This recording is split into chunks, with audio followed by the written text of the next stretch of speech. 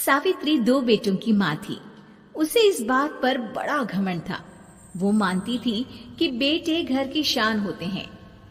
ये ले सावित्री, मिठाई खा, मेरे यहाँ पोती पैदा हुई है। ये सुनते ही सावित्री मुंह बना के कहती है, अरे तू तो लुट गई, बर्बाद हो गई, तेरे यहाँ लड़की पैदा हो गई।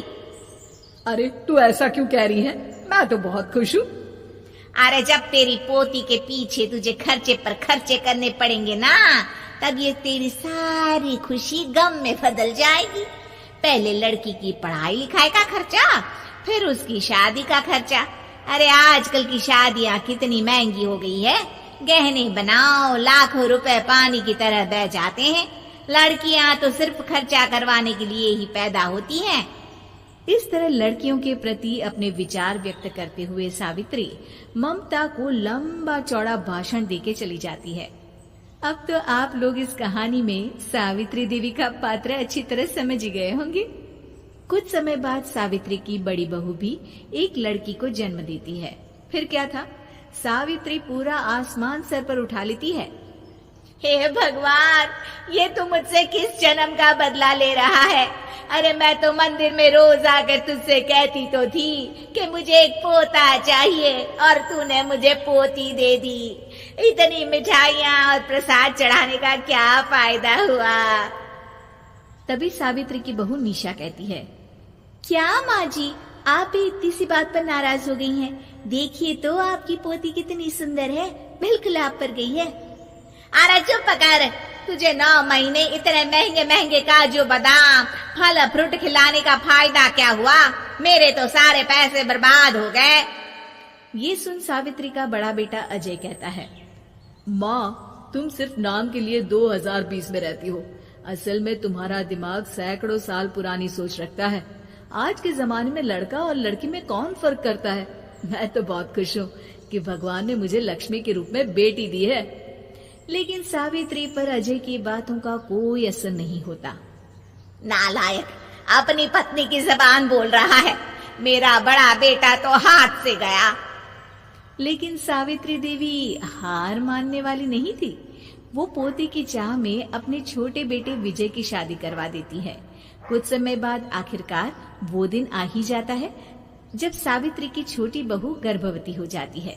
सावित्री इतनी खुश हो जाती है कि वो बच्चे के जन्म से पहले ही सारे मोहल्ले में ढिंढोरा पीटने लगती है। ये क्या सावित्री, तू तो पोते के जन्म से पहले ही मिठाई बांट रही है। पहले पोता पैदा तो होने दे, और फिर क्या पता अगर पोते की जगह पोती पैदा हो गई तो। ये सुन सावित्री चिढ़ जाती है। अरे अपनी काली जबान मत चला, मेरी मिठाई खा के मेरा ही बुरा सोच रही है। बड़ी आई, ला मेरी मिठाई वापस कर। देख लेना, इस बार मेरे यहाँ पोता पैदा होगा, पोता। लेकिन ठीक इसका उल्टा होता है। सावित्री की छोटी बहू भी एक लड़की को जन्म देती है। सावित्री फिर से रोना धोना शुरू कर देती है और अपनी छोटी बहू को कोसते हुए भला बुरा कहने लगती है। देखते ही देखते ये सावित्री की रोज की आदत हो जाती है। एक दिन उसकी इस आदत से परेशान होकर विजय अपने भाई अजय से कहता है, भैया, माँ खुद एक औरत होकर हमारी बेटियों को पसंद नहीं करती, उल्टा उन्हें रोज कोसती रहती है। मुझे माँ की यह आदत बिल्कुल पसंद नहीं आती। अरे तू ठीक कहता है, मैं भी अब माँ से तंग आ गया हूँ। अच्छा, तो अब तुम दोनों इस तरह पीठ पीछे मेरी बुराई भी करने लग गए हो? नहीं माँ, हम चाहते हैं कि घर में शांति बनी रहे। हमें हमारी बेटियां बहुत प्यारी है। मैं नहीं चाहता कि वह तुम्हारे ताने सुन सुन कर बड़ी हो, और इसीलिए हम दोनों ये घर छोड़कर चले जाएंगे। हाँ माँ, मैं भैया की बात से सहमत हूँ। जब तुम इस घर में अकेली रहोगी तब तुम्हें अपनों की कीमत का एहसास होगा।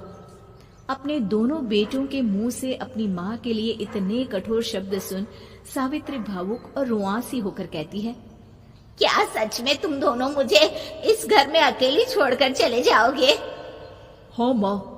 हाँ माँ, अब पानी सर के ऊपर जा चुका है। मैं तुम दोनों के बिना नहीं रह सकती। अपनी सास के आंसू देख अजय और विजय की पत्नी अपने पतियों से लड़ पड़ती है। अरे जिसे जाना है वो जाए, मैं माँ जी को छोड़कर कहीं नहीं जाने वाली।